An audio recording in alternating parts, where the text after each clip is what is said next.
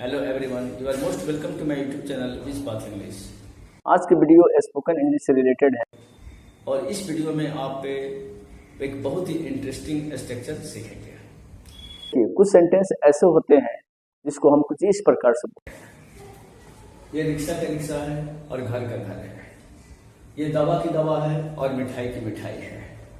वो पापा के पापा हैं और शिक्षक के शिक्षक हैं। वो पत्नी की पत्नी है और बॉस है। और यहाँ देखिए आप, रिक्शा का रिक्शा है और घर का घर है। यहाँ पर एक नाउन का प्रयोग किया गया है रिक्शा का, और रिक्शा का रिक्शा यहाँ पर दो बार बोला गया। रिक्शा का रिक्शा है और इसके साथ आपका वो घर का घर भी है। ठीक है, तो इसके लिए हम लोग बोथ का प्रयोग करेंगे। उसी हिसाब से आपका ये दवा की दवा है और मिठाई का मिठाई, यानी ये दवा का भी काम करता है और मिठाई का भी काम करता है। ये दसवें में पापा के पापा हैं और शिक्षक के शिक्षक हैं। पापा भी हैं और वो शिक्षक का भी काम करते हैं, वो पढ़ाते भी हैं। ठीक है, वो पत्नी की पत्नी है और वो पत्नी भी है और वो बॉस का भी रोल प्ले करती है। तो ऐसे सेंटेंसेस हम डे टू डे लाइफ में बोलते हैं, और इस प्रकार के सेंटेंस को बनाने के लिए, बोलने के लिए एक पार्टिकुलर स्ट्रक्चर की आवश्यकता होती है। और वो स्ट्रक्चर कुछ इस प्रकार होगा: subject plus helping verb plus both plus noun one and noun two. यहाँ पर दो नाउन का प्रयोग किया गया है। एक नाउन आपका रिक्शा है, ठीक है, और दूसरा नाउन आपका यहाँ पर घर है। ठीक है, और यहाँ इस सेंटेंस में दो नाउन दिए गए हैं और एक नाउन से दो चीज का काम लिया जाता है। इसके लिए यहाँ पर बोथ का प्रयोग हम लोग करेंगे। तो इसका स्ट्रक्चर कुछ इस प्रकार से होगा। सबसे पहले हम सब्जेक्ट लिखेंगे और यहाँ हेल्पिंग वर्ब। अब यहाँ पर देखिए आप, रिक्शा का रिक्शा है, यहाँ पर है हूं है के लिए आपका ईजमार आता है। तो यहाँ हेल्पिंग वर्ब प्रेजेंट में आपको ईजमार लेना पड़ेगा और वहां पर देखना पड़ेगा आपका सब्जेक्ट क्या है, उसके हिसाब से आपको ईजमार तय करना है। ठीक है, देन आप यहाँ पर बोथ का प्रयोग करेंगे, क्योंकि एक नाउन से दो काम लिया जा रहा है। ठीक है ना, वो जैसे रिक्शा का रिक्शा है और घर का घर भी है। रिक्शा भी है और वो घर का भी काम आता है।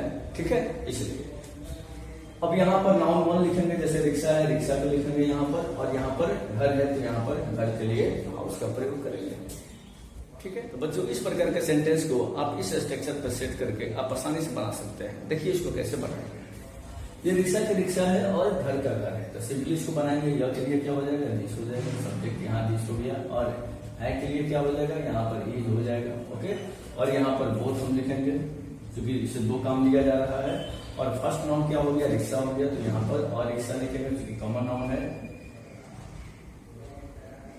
रिक्शा। और यहाँ और के लिए क्या लिखेंगे, एंड लिखेंगे। ठीक है, और उसके बाद सेकेंड नाउन क्या है, घर का घर है, तो यहाँ पर हो जाएगा हाउस। इस प्रकार से आपका यह ब्यूटीफुल सेंटेंस हुआ, this is both a rickshaw and a house.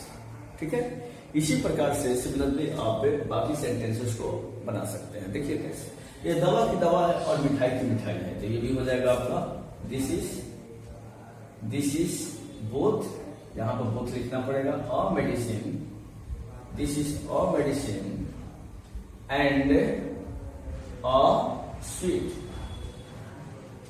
यहां पर ध्यान देने की बात है आपको, मिठाई। तो बच्चों स्वीट एडजेक्टिव भी होता है, नाउन भी होता है, और यहाँ स्वीट को नाउन के रूप में लिया गया है। और ये कॉमन नाउन है, इसीलिए इसके पहले सिंगल कॉमन नाउन के पहले ए लिया जाता है, तो यहाँ पर और स्वीट लेंगे। ठीक है ना, इसी प्रकार से आप इसको बनाइए। वो पापा के पापा हैं और शिक्षक के शिक्षक, सिंपली बनेगा। वो पापा के पापा हैं तो क्या बोलेगा, ही इज बोथ पापा, ऑफ पापा यानी of father, and as well क्या है, शिक्षक भी है, तो हो जाएगा यहाँ पर कॉमन नाउन है आपका, सिंगुलर कॉमन नाउन है और टीचर। ठीक है, उसके बाद वो पत्नी की पत्नी है और बॉस की बॉस। पत्नी तो है साथ में, तो बॉस भी है। ठीक है, इसको भी हम वैसे ही बनाएंगे। क्या हो जाएगा, she is both a wife and boss. ठीक है, तो स्टूडेंट्स ये स्ट्रक्चर बहुत ही काम पर। उम्मीद है कि वीडियो आपको अच्छी लगी होगी, और इस स्ट्रक्चर के माध्यम से ऐसे सेंटेंसेस को आप आसानी से बना सकते हैं। इस पर आप ज्यादा से ज्यादा प्रैक्टिस करें। वीडियो में शुरू से लेकर अंत तक बने रहने के लिए धन्यवाद। फिर मिलते हैं अगले वीडियो में एक इंटरेस्टिंग टॉपिक के साथ। जय हिंद।